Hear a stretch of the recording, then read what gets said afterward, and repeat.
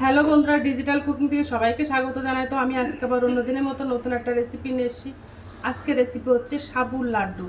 তো চলো এই লাড্ডু রেসিপিটা আমি কিভাবে বানাই তোমরা শেষ পর্যন্ত ভিডিওটা স্কিপ না করে পাশে থেকে দেখার জন্য অনুরোধ রইল।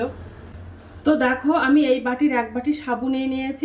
এর মধ্যে 200 গ্রাম সাবু আছে। তো এই সাবুটা আমি প্রথমে ভেজে নেব। তো উনানে আমি একটা ফ্রাইং প্যান দিয়ে দিয়েছি। তো দেখো ফ্রাইং প্যানটা গরম হয়ে গেছে। এবার আমি সাবুগুলো ফ্রাইং প্যানের মধ্যে দিয়ে দেবো।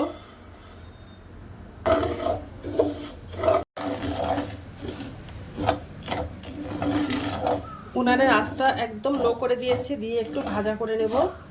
ভাজা করে নিলে গুঁড়ো করতে সুবিধা হবে, তার জন্য।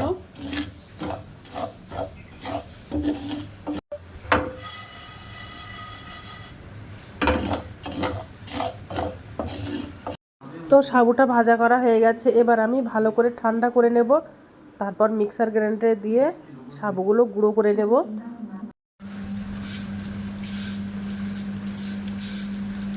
সাবুটা ঠান্ডা হয়ে গেছে, এবার মিক্সার গ্রাইন্ডার দিয়ে মিক্সার করে নেব।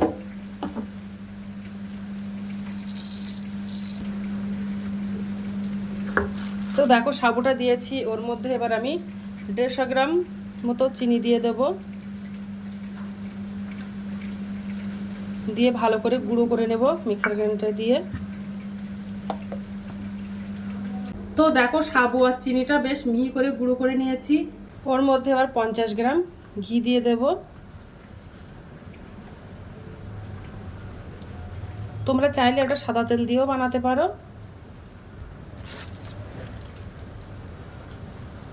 ওর মধ্যে কিছুটা কিশমিশ দিয়ে দেব, দিয়ে কিশমিশটা একটু ভাজা করে নেব। হাফ বাটি চীনা বাদাম দিয়ে দেব, তোমরা চাইলে কাজু বাদাম দিতে পারো। দিয়ে নাড়াচাড়া করে নেব।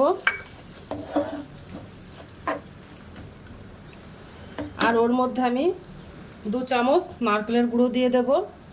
আর এই নারকেলের গুঁড়োটা দিলে কিন্তু খেতে আরও ভালো লাগে, তার জন্য দিয়ে দিলাম। দিয়ে একটু ভালো করে একটু নাড়াচাড়া করে নেব।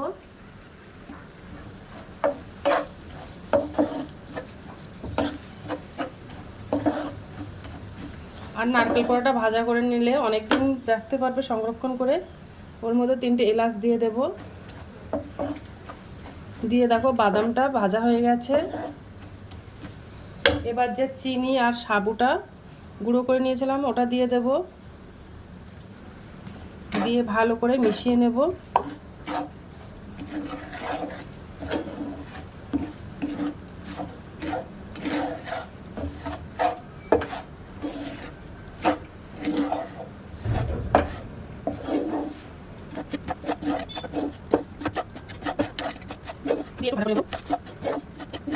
তোর একটা গন্ধ বার হচ্ছে।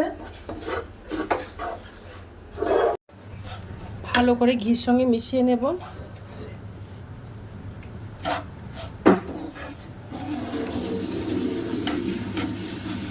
লাড্ডুটা বানানো হয়ে গেছে। এবার আমি এটা ঠান্ডা করে তারপরে লাড্ডুর শেপটা দিয়ে নেব। একটু গরম থাকতে থাকতে দিয়ে নেব। আর এই লাড্ডুটা খেতে কিন্তু অসাধারণ, তোমরা একবার হলে বাড়িতে ট্রাই করতে পারো। তো এবার আমি একটা স্ট্রেট থালাতে ঢেলে নেব, নিয়ে একটু ঠান্ডা করে নেব, তারপরে গোল গোল লাড্ডু শেপটা দেব।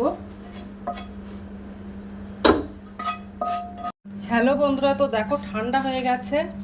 তো এবার আমি লাড্ডুগুলো ভালো করে মেখে নেব।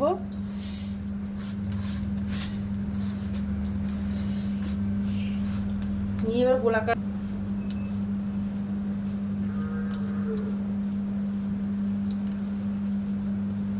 দেখো কত সুন্দরভাবে লাড্ডু শেপটা দিয়ে নিয়েছি।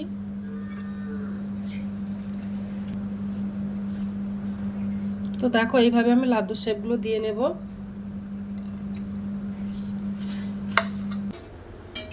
তো দেখো লাড্ডুগুলো সব বানানো কমপ্লিট হয়ে গেছে। এবার তোমাদেরকে একটা ভেঙে দেখাবো যে কতটা সুন্দর হয়েছে।